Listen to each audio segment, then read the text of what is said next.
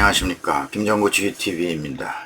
이번 방송은 우크라이나 전쟁의 앞으로의 전망을 간단히 짚어보는 시간을 갖겠습니다. 지난 8월 초 우크라이나의 러시아 본토 공격 이후 전황인데요. 러시아는 쿠르스크에 병력을 투입하고 있지만 우크라이나군을 밀어내지 못하고 있습니다. 우크라이나가 점령지를 조금씩 넓혀가고 있지만 동부전선에서 러시아 진격이 만만치 않군요. 우크라이나 군에게는 동부전선 러시아 서진을 차단하는 문제가 아주 시급하게 되어 있습니다. 그리고 쿠르스크 지역 확장 문제도 시급해지고 있고요.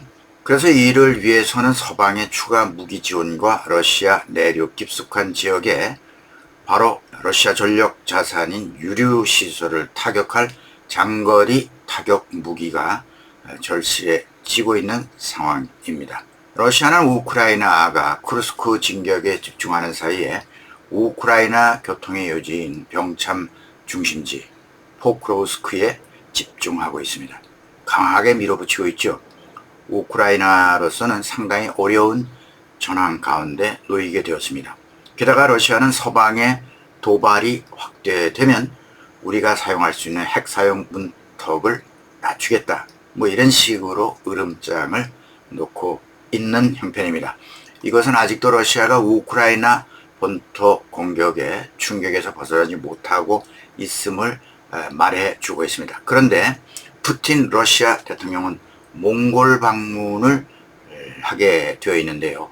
몽골 방문을 앞두고 몽골에 가까이 있는 바투 공화국 키지를 방문했습니다. 몽골 매체 어누도라는 매체와 인터뷰에서 의미심장한 말을 했는데요. 푸틴은 인터뷰에서 자신의 속내를 드러내주는 주목할 만한 발언을 했습니다.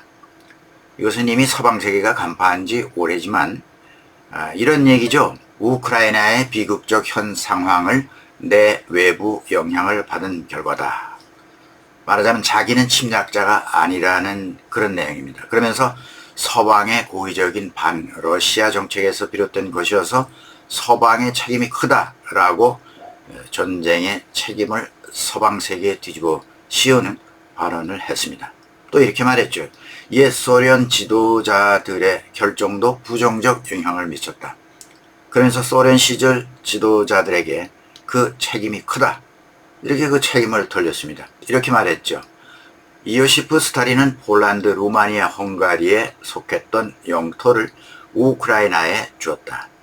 그리고 니키타 후르시초프는 1954년 크림반도를 우크라이나에 선물했다 라고 언급했습니다. 그들은, 그들이라고 하는 것은 스탈린하고 후르시초프를 말하는 겁니다. 그들은 소련이 붕괴할 것으로 전혀 예상하지 못했던 상황에서 당시 지정학적 현실 아래서 행동했다는 것을 이해해야 한다 라고 말했습니다. 이게 무슨 말이냐? 모두 이 나라들이 소련에 속해 있었기 때문에 편의상 소련 내에서 행정구역을 나누듯이 금을 그었다는 얘기죠. 소련이 망한다고 생각되었으면 이런 짓을 안 했을 텐데 소련 시절 지정학적 이유로 우크라이나의 땅에 속하게 해준 것밖에는 없다. 그런데 정작 소련이 망하자 우크라이나 땅으로 넘어간 결과가 되었다라는 거죠. 그러니 소련을 망하게 한 소련 지도자들의 잘못이 크고 그렇기 때문에 그들에게 책임이 있다, 이렇게 뒤집어 씌운 겁니다. 푸틴이 내뱉은 이 말 속에 그의 망상이 담겨져 있다고 생각합니다. 망상이죠. 뭐가 망상이냐, 이런 거죠. 우크라이나는 본래 폴란드, 루마니아, 헝가리 모두 옛 소련의 영토였으니 지금 소련을 계승한 나라가 러시아다. 그러니 러시아 땅이나 다름없다. 이 나라가 소련의 영토였으니 소련을 계승한 지금의 러시아 땅이라는 거죠. 그래서 내가 되찾겠다라는 의도가 담긴 말입니다. 그래서 침략의 순서로 봐서 우크라이나를 굴복시킨 다음에는 그 순서가 이들 나라가 해당된다는 이런 망발입니다. 과거 소련의 역사를 되돌리겠다는 말도 됩니다. 이런 반역사적 독재자 푸틴의 망상에 끝은 어디까지일 거예요.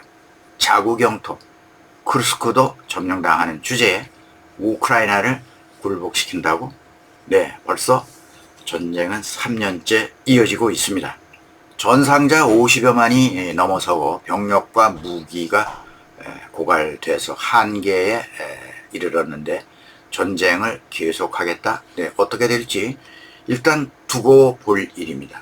근데 푸틴이 내뱉은 이런 망상 속에는 러시아가 망하는 순간까지 침략의 끈을 놓지 않겠다는 말도 됩니다. 그래야 그것이 자신이 사는 길인 것을 잘 알고 있죠. 그래서 푸틴은 전쟁은 계속해야 된다. 이런 푸틴의 교활함을 엿보게 됩니다. 푸틴으로서는 이런 침략적 행위가 앞으로 멈추는 순간 푸틴 자신이 어떻게 될 것인가, 자신의 운명도 같이 끝난다고 스스로 이미 느끼고 있다는 그러한 판단을 해봅니다. 그래서 특수 군사작전은 앞으로 계속하겠다 이렇게 떠버리고 있는 것입니다. 내 국제사회는 전쟁 범죄자, 이 푸틴, 19세기의 제국주의적 사고에 완전히 사로잡혀 있는 러시아 독재자 이 푸틴의 황당무계한 망상을 완전히 제거하지 못한다면 21세기 글로벌 사회는 편한 날이 하루도 없을 것으로 예측이 됩니다. 어찌됐든 우크라이나 전황은 점차 양측의 교전이 격렬해지고 있는 실정입니다. 그럴수록 우크라이나는 드론으로 러시아 군사시설을 강타하고 있습니다. 러시아 일방적 공격에서 이제는 쌍방 공격으로 양상이 바뀌어 가고 있는 것이죠. 러시아 수도 모스크바 상공을 비행하던 우크라이나 드론이 인근 도시 트베리의 코나코보 발전소 부근에서 빠르게 수직 낙하해서 발전소를 화염에 쌓이게 만들었습니다. 러시아 국방부는 현지 시간 1일 우크라이나군이 모스크바와 트베리의 전력 정유 시설을 겨냥해서 밤사이에 드론 공습을 시도했다면서 모스크바와 주변 지역 상공에서 드론 160여 대, 쿠스크 등지에서 드론을 100대 넘게 격추했다. 이렇게 밝혔습니다. 뭘 말하는 걸까요? 대대적인 드론 공습이죠. 러시아는 이번 우크라이나의 드론 공습으로 인한 피해 규모는 공개하지 않았는데요. AP통신은 이번 드론 공격이 지난 2022년 전쟁 발발 이후 최대 규모 중에 하나다. 최대 규모 중에 하나다라고 전했습니다. 이 드론 공습은 무엇을 의미합니까? 우크라이나는 도네츠크 전선에 설정해놓은 전략적 위험 수위가 있는 것으로 보입니다. 그 강도가 바로 크레므린을 때릴 단계까지 간다는 게 분명해집니다. 네, 수도 키우가 당한 만큼 러시아도 크레므린을 똑같이 공격하겠다는 시그널일 것입니다. 젤렌스키 대통령이 롱레인지 미사일 제한 해제를 강력히 요구하는 이유 가운데 이런 좌표를 가지고 있는 게 분명합니다. 모스크바 공격의 좌표를 이미 설정하고 있다는 얘기죠. 우크라이나로서는 수많은 인명이 희생되고 온 나라가 박살이 났는데 무서울 게 없다고 판단이 되죠. 서방도 이것을 잘 알기 때문에 선뜻 장거리 미사일 사용을 허용하지 못하고 주저하고 있는 그런 입장임이 분명합니다. 보로디미르 젤렌스키 우크라이나 대통령 이날 소셜미디어에 올린 동영상 연설에서도 암시하고 있습니다. 러시아의 공격을 저지하고 가능한 한 많은 러시아 점령군의 시설을 파괴할 것이다. 그러면서 우크라이나의 드론과 미사일을 통해서 우리 임무 일부를 달성할 수 있지만 진정한 평화, 이 전쟁의 진정한 종식은 복합적인 과제다. 복합적인 과제. 이렇게 함축적인 말로 그런 의지를 밝히고 있습니다. 월스트리트 저널은 1일 우크라이나의 러시아 본토 공격이 푸틴 러시아 대통령의 레드라인을 시험하고 있다고 보도했습니다. 우크라이나가 레드라인을 넘었는데 핵을 가진 러시아가 핵을 쓰지 못하고 있음이 드러났다는 얘기죠. 다시 말해서 월스트리트 저널은 핵 보유국 선언국이 말하자면 러시아죠. 다른 국가의 침공과 영토 점령에 직면한 것은 이번이 처음이다 라고 하면서 이론상의 위험이 실제 상황의 시험에 직면했을 때 핵무기가 억제력이 있어야 하는데 그런 역할에 대해서 재검토를 하도록 만들고 있다, 이렇게 평가를 했습니다. 근데 결론은 죽기 살기로 덤비는 놈에게는 핵무기도 두렵지 않다는 얘기인데요. 이럴 때 핵이 무슨 소용이 있겠는가 라는 것을 의미하는 말이죠. 네, 이번엔 29일, 지난달 29일이죠. 우크라이나군이 러시아와의 국경에서 1500km 떨어진 북동부의 키로프 지역의 제니트 석유시설을 드론으로 강타했습니다. 이것은 모스크바 북동부에 위치하며 이곳 주지사는 석유 비축 시설에 불이 났다, 이렇게 말했습니다. 모스크바는 우크라이나 국경서 900km 정도 떨어져 있습니다. 크루스크에서는 500km. 그뿐 아닙니다. 우크라이나군은 루한스크주와 접해 있는 러시아 보르네시주 그리고 도네츠크 주와 접한 로스토프 주에도 드론 공격을 가했습니다. 그래서 로스토프 주는 아틀라스 석유 창고가 폭발했습니다. 보르네시 주에서는 드론이 포대를 공격했습니다. 더구나 로스토프 내의 석유 시설은 최근 보름 동안 4차례 드론 공격을 받고 있습니다.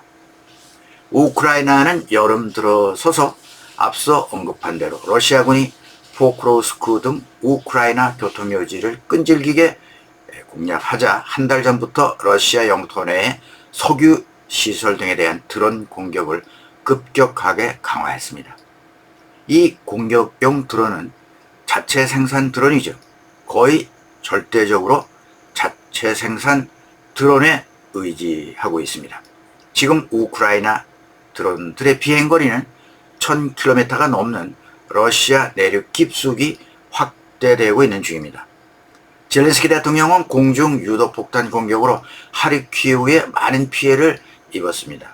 그러자 이렇게 말했습니다. 이런 피해를 피하려면 러시아 영토 깊숙이 있는 군 비행장과 기지, 병참, 거점을 타격하는 방법밖에는 없다, 이렇게 밝히면서 젤렌스키 대통령은 우크라이나가 매일 파트너 국가들과 이에 관해서 논의하고 설득을 펼치고 있다 라고 그야말로 절박한 심정으로 서방의 무기 사용 제한을 풀어달라는 요구를 하고 있습니다.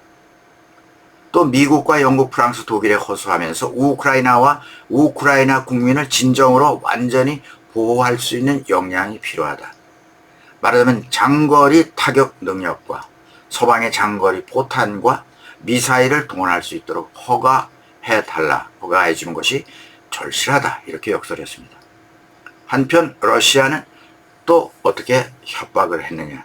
네, 세르게이 라브로프 외무부 장관은 서방이 러시아 본토 공격을 허용해 달라는 우크라이나의 요청을 받아들인다면 제3차 세계대전으로 번질 수 있는 불장난을 하고 있는 것이다 라면서 러시아의 핵 교리는 명확하다라고 경고했습니다.